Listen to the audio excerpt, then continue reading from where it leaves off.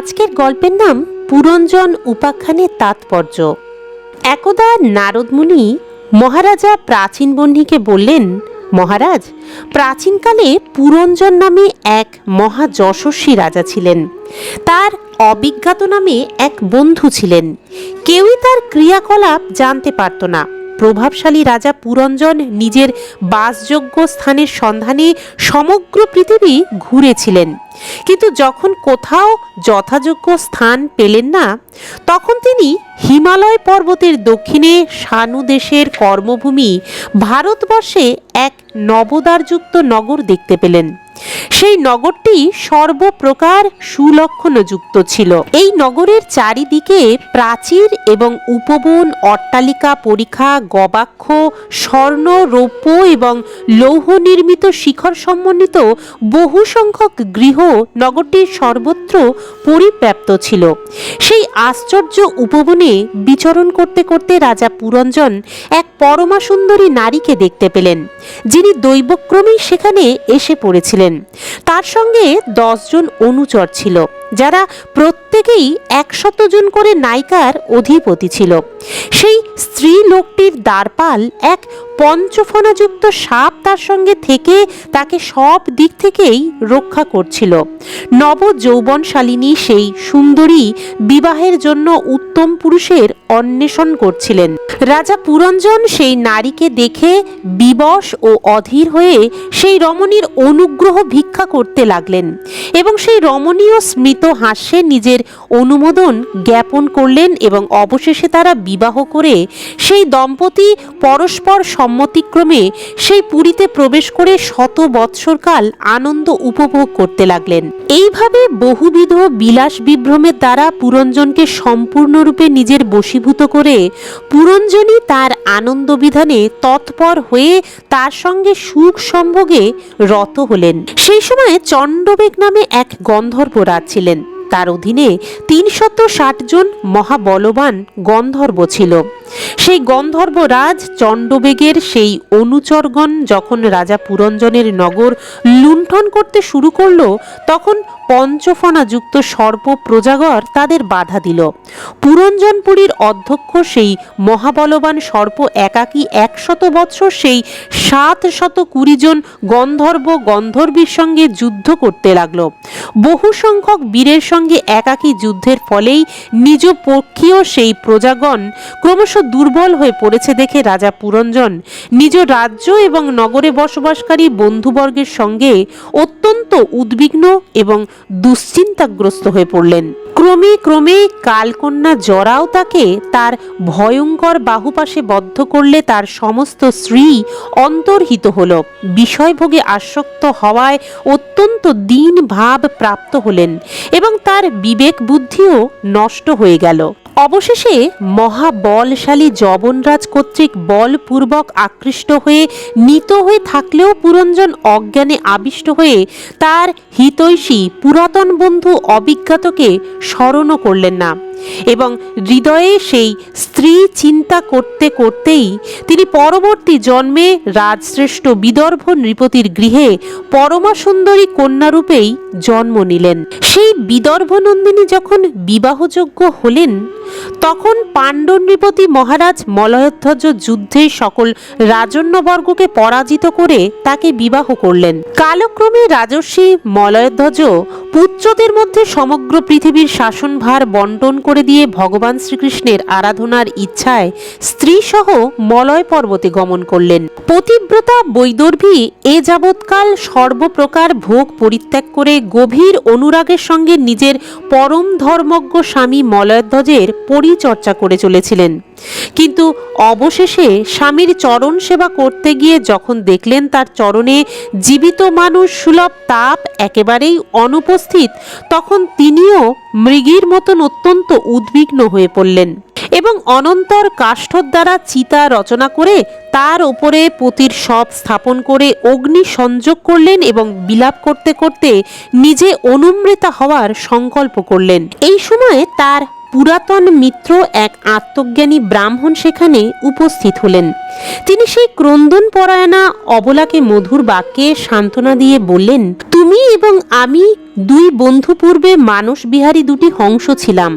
আমরা বহু বৎসর কোনো বাসস্থান বিনাই থেকেছি, কিন্তু বন্ধু, তুমি বিষয় সুখভোগের ইচ্ছায় আমাকে ত্যাগ করে এই পৃথিবীতে চলে এসেছ।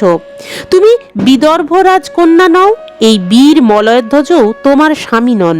নবদ্বার যুক্ত পুরে যে তোমাকে অবরুদ্ধ করে রেখেছিল সেই পুরঞ্জনীর পতিও তুমি নও।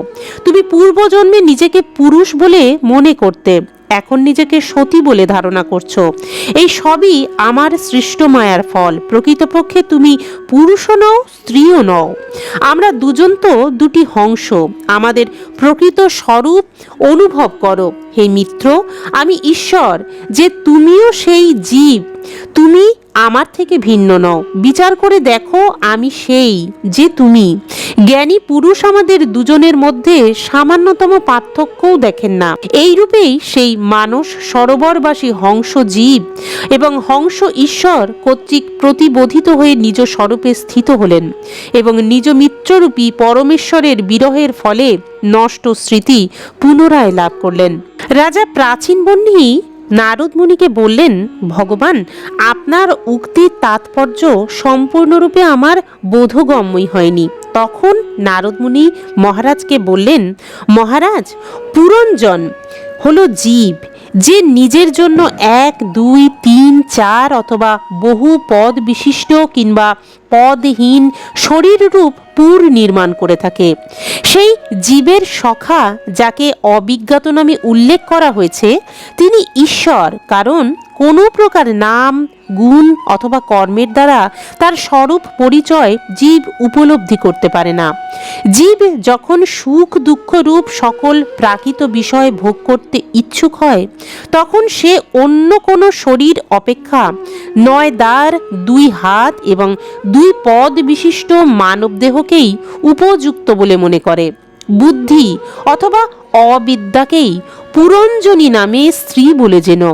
এর জন্যই দেহ এবং ইন্দ্রিয়াদিতে আমি, আমার এই রূপ অভিমান উৎপন্ন হয় এবং জীব এর আশ্রয়ে শরীরে ইন্দ্রিয়সমূহ দ্বারা বিষয় ভোগ করতে থাকে। 10 ইন্দ্রিয় তার 10টি মিত্র, যাদের দ্বারা সকল প্রকার জ্ঞান এবং কর্ম সম্পাদিত হয়ে থাকে। এই ইন্দ্রিয় সমূহের বৃত্তিগুলি সখী স্থানীয়া।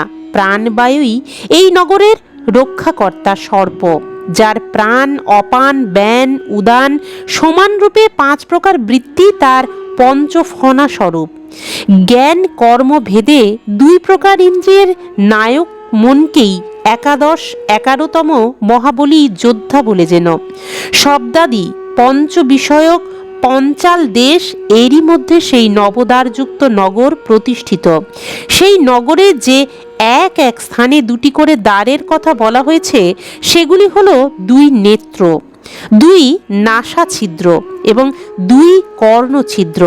এদের সাথে মুখ, উপস্থ এবং পায়ু, এই 3টির যোগে মোট 9টি দ্বার।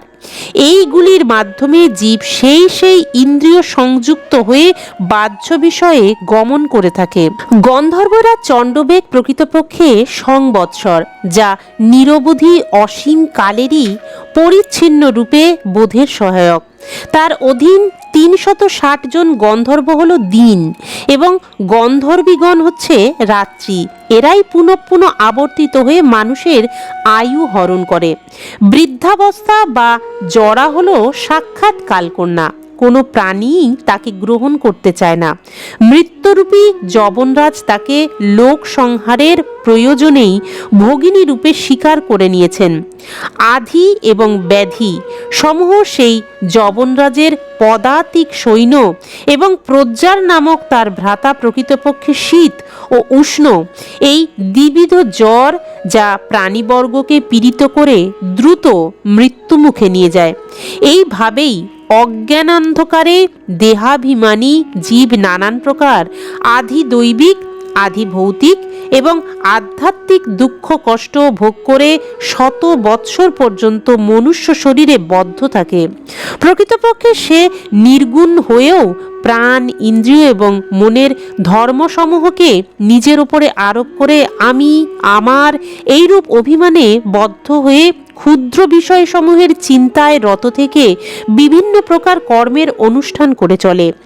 জীব অবশ্যই স্বয়ং প্রকাশ, কিন্তু তা হলেও সে যতক্ষণ পরম গুরু আত্মস্বরূপ শ্রী ভগবানের স্বরূপ উপলব্ধি না করে ততক্ষণ পর্যন্ত প্রকৃতির গুণসমূহে আবদ্ধ থাকে। গুণাভিমানী সেই জীব অবশ্যভাবে পরাধীনের মতন সাত্ত্বিক, রাজসিক এবং তামসিক কর্ম করতে থাকে এবং সেই কর্ম অনুসারে তার ভিন্ন ভিন্ন যোনিতে জন্ম হয়। কখনো সে সাত্ত্বিক কর্মের ফলে প্রকাশ্য বহুল স্বর্গাদি লোক প্রাপ্ত হয়, কখনো রাজস কর্ম হেতু দুঃখ পরিণামী লোকসমূহে তার গতি হয়, যেখানে তাকে বহুবিধ কর্ম সম্বন্ধী ক্লেশ সহ্য করতে হয়। আবার কখনো তামস কর্মের পরিণামে শোক ও বহুল অন্ধকারাচ্ছন্ন লোকে গমন করে। এইভাবেই নিজ কর্ম এবং গুণ অনুসারেই দেবজনী, মনুষ্যজনী অথবা পশু পক্ষী প্রভৃতি তির্যক জনিতে জন্মলাভ করে সেই অন্ধকারাচ্ছন্ন জীব কখনো পুরুষ, কখনো স্ত্রী, আবার কখনো বা নপুংসক রূপ লাভ করে। যেমন ক্ষুধার্ত শোচনীয় অবস্থাপন্ন গৃহ থেকে গৃহান্তরে বিচরণ করে নিজের ভাগ্য অনুসারে কোথাও দণ্ডের তাড়না, আবার কোথাও বা অন্ন লাভ করে থাকে, সেই রকমই জীব হৃদয়ে বহু প্রকার কামনা বাসনা নিয়ে উত্তম বা অধম পথে পরিভ্রমণ করে ঊর্ধ্ব, অধ বা মধ্য লোকসমূহে গমন করে এবং সেখানে নিজের কর্ম অনুসারে সুখ বা দুঃখ ভোগ করে থাকে। আধি দৈবিক, আধি ভৌতিক এবং আধ্যাত্মিক এই ত্রিবিধ দুঃখের মধ্যেই অন্তত যে কোনো একটির থেকেই জীবের সম্পূর্ণ মুক্তি ঘটে না। মহারাজ, যে অবিদ্যার ফলে পরমার্থ স্বরূপ আত্মার এই জন্ম মরণ রূপ অনর্থ পরম্পরায় উপস্থিত হয়, তার নিবৃত্তি গুরুস্বরূপ শ্রীহরির প্রতি সুদৃঢ় ভক্তির দ্বারাই সম্ভব। একান্ত নিষ্ঠায় ও সমীচন প্রকারে ভগবান বসুদেবে বিহিত ভক্তিযোগ জ্ঞান ও বৈরাগ্যের জন্ম দেয়। হে রাজর্ষি, এই ভক্তিযোগ ভগবত কথার আশ্রয়ে বর্তমান থাকে।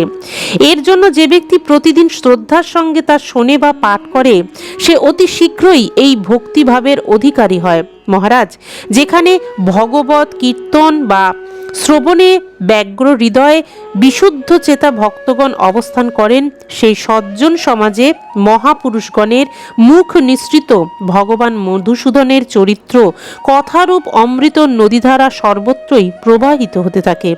যারা নিত্য আকাঙ্ক্ষাযুক্ত চিত্তে একাগ্র উৎকর্ণে সেই অমৃত পান করে, তাদের ক্ষুধা, তৃষ্ণা, ভয়, শোক, মোহ প্রভৃতি কোনো বাধাই স্পর্শ করতে পারে না। নিজ হৃদয়ে নিরন্তর ভগবানকে ভাবনা করতে করতে তার মধ্যে নিজেকে লীন করে দিতে পারলেই তার কৃপা লাভ করা যায়। একবার তার সেই অলৌকিক অনুগ্রহে যে ধন্য হয়, তার পক্ষে লৌকিক অথবা বৈদিক কোনো বিশেষ কর্মকাণ্ডের প্রতি অবিচল নিষ্ঠার আর প্রয়োজন থাকে না। তো এই ছিল আজকের কাহিনী। আজকের কাহিনীটা আপনাদের কেমন লাগলো তা অবশ্যই কমেন্টস করে জানাতে ভুলবেন না। এরকম আরও অনেক পৌরাণিক কাহিনী জানতে গেলে চ্যানেলটিকে অবশ্যই সাবস্ক্রাইব করে রাখবেন এবং পাশের বেল আইকনটাও অবশ্যই প্রেস করে দেবেন, তাহলে আমি যদি কোনো নতুন ভিডিও আপলোড করে থাকি তার নোটিফিকেশনগুলো আপনাদের কাছে খুব সহজেই পৌঁছে যাবে। তাহলে আজকের মতন এই পর্যন্তই। দেখা হচ্ছে আবার একটা নতুন গল্পের সাথে। ততক্ষণ সকলে ভালো থাকবেন, সুস্থ থাকবেন। ধন্যবাদ।